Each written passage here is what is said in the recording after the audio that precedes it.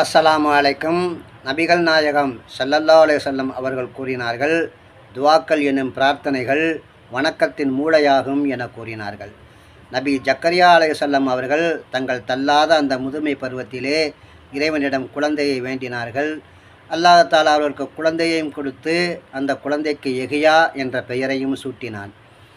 இன்னும் நபி ஆதம் அலைஹிஸ்ஸலாம் அவர்கள் வானுலகில் தான் செய்த பாவத்திற்காக பூமியில் அவர்கள் இறக்கப்பட்டு இறைவனிடம் மன்றாடி அழுதார்கள். அப்பொழுது இறைவன் அவர்களுக்கு உதவி செய்து அவருடைய பாவங்களை மன்னித்தான். இன்னும் நபி யூனுஸ் அலைஹிஸ்ஸலாம் அவர்கள் மீனால் விழுங்கப்பட்டு மீனுடைய வயிற்றிலே அவர்கள் சிரமத்திற்கு ஆளானார்கள். அப்போது அவர்கள் இறைவனை அழைத்தார்கள். இறைவனுடைய உதவியும் அவர்களுக்கு கிடைத்தது. இன்னும் கொடுங்கோலன் நம்ரூது நபி இப்ராஹிம் அவர்களை நெருப்பு குண்டத்தில் தூக்கி போட உத்தரவிட்டான்.